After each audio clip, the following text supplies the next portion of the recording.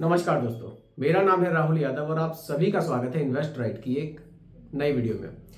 दोस्तों देखिए, वैसे तो कमेंट्स वाली सीरीज चल रही है, सभी लोगों के कमेंट्स मेरे पास आ रहे हैं, जिन लोगों के भी आ रहे हैं मैं सभी लोगों के डाउट्स यहाँ पर क्लियर करने की कोशिश कर रहा हूँ। अगर आप लोग भी कंफ्यूज हैं किसी टॉपिक को लेकर, इन्वेस्टमेंट आपकी जर्नी आपको स्टार्ट करनी है, तो आप लोग बेझिझक मुझे कमेंट कर सकते हैं, रिप्लाई मैं आप लोगों को जरूर करूंगा। और देखिए, दो वीडियोस आपको मेरे चैनल पर अब रोजाना देखने को मिल रही हैं, एक दोपहर के 2 बजे और एक शाम के 7 बजे। तो दोनों वीडियोस को आप लोग जरूर देखिएगा। चलिए देखिए, आज की वीडियो में मैं डिस्कस करने वाला हूं एक लार्ज कैप कैटेगरी फंड के बारे में। देखिए, म्यूचुअल फंड में काफी सारी कैटेगरीज हमें देखने को मिलती है, large cap, mid cap, small cap, flexi cap. सभी कैटेगरी के कुछ ना कुछ फायदे और कुछ ना कुछ नुकसान हमें देखने को मिलते हैं। तो आज की जो कैटेगरी के बारे में मैं बात करने वाला हूँ, लार्ज कैप कैटेगरी के बारे में बात करने वाला हूँ, ये कैटेगरी मैंने क्यों चूज की है आज की वीडियो के लिए, वो भी आप लोगों को बताता हूँ। देखिए, कमेंट मेरे पास एक आया था, वीरेंद्र शर्मा जी का कमेंट है। इनका कहना है कि 5,000 रुपए की SIP ये शुरू करना चाहते हैं, 34 की इनकी एज है।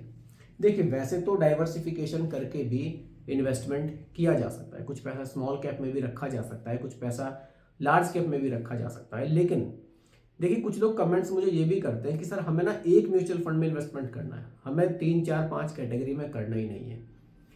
तो अगर कुछ लोग इस एज ग्रुप के हैं और वो सिंगल एक म्यूचुअल फंड में इन्वेस्ट करना चाहते हैं, अगले 15 से 20 साल के लिए इन्वेस्टमेंट वो करना चाहते हैं। देखिए, लार्ज कैप कैटेगरी का फंड, अगर आप 10 साल के लिए भी इन्वेस्टमेंट करना चाहते हैं तो भी आप इस म्यूचुअल फंड में इन्वेस्ट कर सकते हैं। काफ़ी बढ़िया ये फंड है, काफ़ी बढ़िया पास्ट रिटर्न्स इस फंड के हमें देखने को मिले हैं। चलिए शुरू करते हैं। और साथ ही साथ वीरेंद्र शर्मा जी का भी बहुत बहुत स्वागत है हमारे यूट्यूब चैनल इन्वेस्ट राइट पर। मैं सभी व्यूअर्स की तरफ से आपका स्वागत करता हूँ। चलिए स्टार्ट करते हैं। पहले फंड का नाम मैं आपको बता देता हूं। फंड का नाम है ICICI prudential blue chip fund. चलिए पहले फंड का नाम मैं यहां लिख देता हूं। ब्लू चिप फंड है, लार्ज कैप कैटेगरी का ये फंड है, ICICI prudential blue chip fund.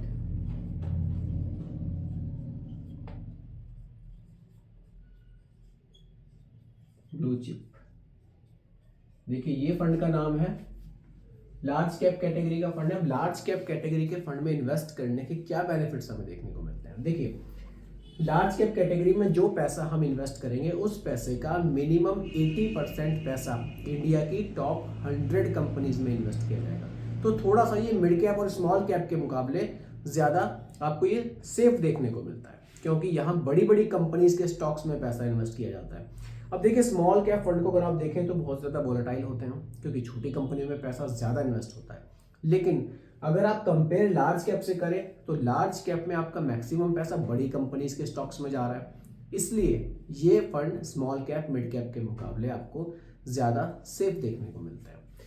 तो चलिए डिटेल में समझते हैं ICICI prudential blue chip fund को, कैसे इसके पास्ट रिटर्न्स रहे हैं, कितना बेनिफिट इसने पहले बनाकर हम लोगों को दिया है। देखिए, फंड साइज की बात करूँ, फंड साइज से क्लियर होगा कि कितना पैसा लोगों ने इस फंड में इन्वेस्ट किया हुआ है। फंड साइज है काफी बड़ा इस फंड का। देखिए, फंड साइज कभी भी किसी फंड का ऐसे ही नहीं बढ़ेगा। कुछ लोग कहते हैं कि सर इसका तो बहुत बड़ा फंड साइज हो गया, अब पता नहीं रिटर्न्स मिलेंगे या नहीं मिलेंगे। रिटर्न्स मिल रहे हैं इसीलिए फंड साइज बड़ा हो रहा है। अगर कोई फंड रिटर्न्स जनरेट ही नहीं करेगा, अच्छे रिटर्न्स ही नहीं देगा, तो क्या आप उसमें पैसा इन्वेस्ट करेंगे? नहीं करेंगे। आप भी उसी फंड में पैसा इन्वेस्ट करेंगे जिसके रिटर्न्स अच्छे हैं। अब जिस फंड के रिटर्न्स अच्छे हैं, फंड साइज तो ऑटोमेटिकली बढ़ना ही है। फंड साइज 49,838 करोड़, काफी बड़ा फंड साइज हमें देखने को मिलता है। एक्सपेंस रेशियो की अगर मैं बात करूं, एक्सपेंस रेशियो वो खर्चे होते हैं जो एक म्यूचुअल फंड कंपनी द्वारा चार्ज किए जाते हैं। 0.92% का एक्सपेंस रेशियो हमें यहां देखने को मिलता है। अब आ जाते हैं होल्डिंग्स पर। देखिए, होल्डिंग्स से क्या होगा, क्लियर होगा कि हमारे पैसे को आगे कहाँ इन्वेस्ट किया जा रहा है। ये चीज़ें भी क्लियर होनी बहुत ज़रूरी है। हमें पता होना चाहिए कि जो पैसा हम म्यूचुअल फंड में इन्वेस्ट कर रहे हैं वो पैसा आखिरकार आगे इन्वेस्ट कहाँ किया जा रहा है। देखिए, म्यूचुअल फंड में ना पूरी तरह से ट्रांसपेरेंसी है। ऐसा नहीं है कि आपसे पैसा ले लिया गया और आपको बताया ही नहीं जा रहा है कि पैसा कहाँ जा रहा है। ऐसा म्यूचुअल फंड में नहीं होता है। म्यूचुअल फंड में सारी चीज़ें आपको क्लियर की जाती हैं। इसीलिए तो म्यूचुअल फंड में अगर आप देखेंगे, ओवरऑल जो म्यूचुअल फंड है वो बढ़ता ही जा रहा है। पैसा लोग बहुत इन्वेस्ट कर रहे हैं और अच्छे रिटर्न्स भी लोग यहाँ से बना रहे हैं। चलिए होल्डिंग्स पर आ जाते हैं। मार्केट कैपिटलाइजेशन के हिसाब से देखेंगे ज़्यादा पैसा कहाँ है और कम पैसा किस कैटेगरी में इन्वेस्ट किया जा रहा है, लार्ज कैप, मिड कैप और स्मॉल कैप। देखिए आप किसी भी कैटेगरी में पैसे को इन्वेस्ट करें, लार्ज कैप में करें, मिड कैप में करें, स्मॉल कैप में करें, पैसा तीनों कैटेगरी में ही आपका डाइवर्सिफाई करके इन्वेस्ट किया जाता है। लेकिन जिस कैटेगरी में आप इन्वेस्ट कर रहे हैं, जैसे आप लार्ज कैप कैटेगरी में इन्वेस्ट कर रहे हैं तो यहाँ लार्ज कैप में ज़्यादा पैसा इन्वेस्ट होगा।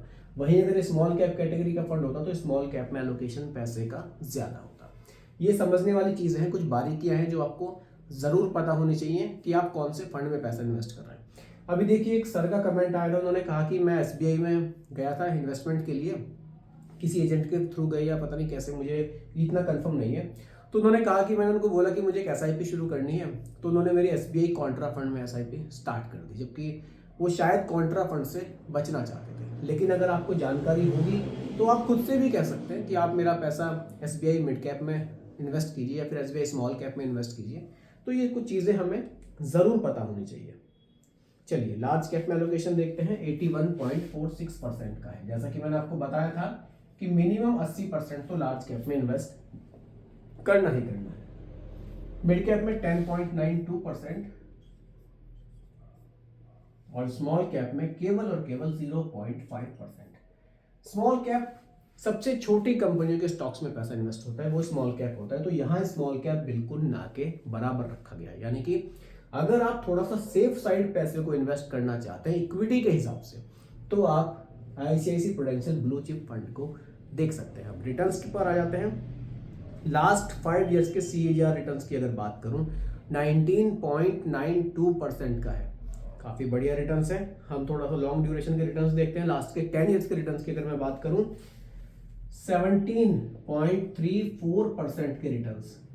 अब देखिए कुछ लोग कमेंट्स मुझे करते हैं कि सर आप जो रिटर्न्स बताते हैं, हम और लोगों की वीडियोस भी देखते हैं, तो आप रिटर्न्स कम बताते हैं। देखिए रिटर्न्स मैं कम नहीं बताता हूँ, मैं रिटर्न्स आपको पिछले 10 साल का एक औसत रिटर्न बता रहा हूँ, इसलिए रिटर्न्स आपको मेरे कम लग रहे हैं। क्योंकि आज से 10 साल पहले मार्केट में वो तेजी नहीं थी। अभी अगर हम देखें तो काफ़ी तेजी है मार्केट में। इसीलिए अगर आप लास्ट के 5 ईयर्स के रिटर्न्स देखेंगे, 3 ईयर्स के देखेंगे तो आपको बहुत ज़्यादा दिखाई देंगे। अगर मैं यहाँ रिटर्न्स लास्ट 5 ईयर्स के बताकर चलूँ तो ये 20% से ऊपर के रिटर्न्स हैं, तो आपको लगेगा कि हाँ अच्छे रिटर्न्स है फंड के। लेकिन हमें लास्ट के 10 ईयर्स के रिटर्न्स में मार्केट का उतार चढ़ाव पिछले 10 साल में काफ़ी ज़्यादा रहा है, उसका एक औसत रिटर्न ज़रूर देखना चाहिए। ऐसा नहीं होना चाहिए कि रिटर्न्स अच्छे पर ही कैलकुलेशन करें। आप थोड़ा सा सभी एंगल से फंड को देखने की कोशिश करें कि लास्ट के 10 ईयर्स में हाँ लगभग 17% का रिटर्न है, तो ये रिटर्न भी कम नहीं है, काफ़ी बढ़िया रिटर्न इस फंड ने बनाकर दिए हैं। बाकी कैलकुलेशन के लिए तो देखिए कैलकुलेटर है, आप कुछ भी डालेंगे उसी के हिसाब से आपको पैसा बनाकर दिखा देगा। चलिए SIP अगर आप यहाँ शुरू करते हैं, एग्जाम्पल यहाँ हम ले लेते हैं एक SIP का 5,000 रुपीज पर मंथ। अगर आप इसमें स्टार्ट करते हैं 5,000 रुपीज पर मंथ, रिटर्न्स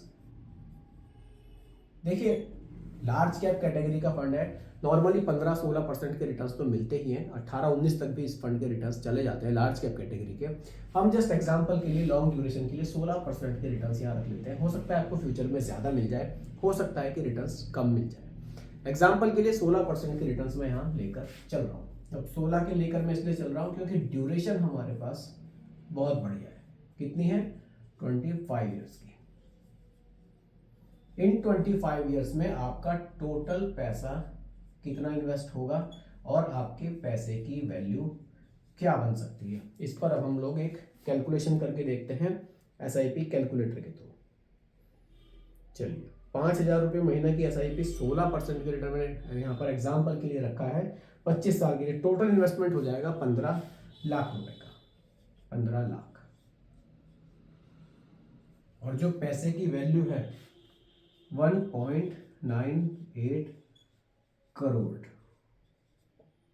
लगभग 2 करोड़ रुपए की वैल्यू आपकी बन सकती है केवल और केवल 5,000 रुपए महीना की SIP से। इसीलिए देखिए म्यूचुअल फंड में जब आप इन्वेस्ट करते हैं ना, थोड़ा सा प्लानिंग से चलिए। आप ऐसा नहीं है कि आपने अगले 10 साल में ही 5,000 की SIP से 1 करोड़ 2 करोड़ बना लेंगे, ऐसा नहीं हो पाता है। प्लानिंग करनी बहुत ज़रूरी है। टाइम से प्लानिंग करेंगे, टाइम से पैसे को इन्वेस्ट करना शुरू करेंगे म्यूचुअल फंड में, तो आपको अच्छे रिटर्न्स यहाँ से देखने को मिल सकते हैं। तो दोस्तों उम्मीद करता हूँ कि टॉपिक आपको पूरी तरह से क्लियर हुआ होगा। फिर भी कोई कंफ्यूजन हो आप लोग मुझे दोबारा कमेंट कर सकते हैं, रिप्लाई मैं आप लोगों को ज़रूर करूँगा। बाकी दोस्तों ये कोई रिकमेंडेशन नहीं है, एजुकेशनल पर्पस वीडियो आप लोगों के लिए बनाया गया है। वीडियो कैसी लगी कमेंट में ज़रूर बताइएगा, पसंद आई हो तो लाइक शेयर भी कीजिएगा, और मेरे चैनल पर अगर आप नए हैं इसको भी सब्सक्राइब आप ज़रूर कीजिएगा। बहुत बहुत धन्यवाद।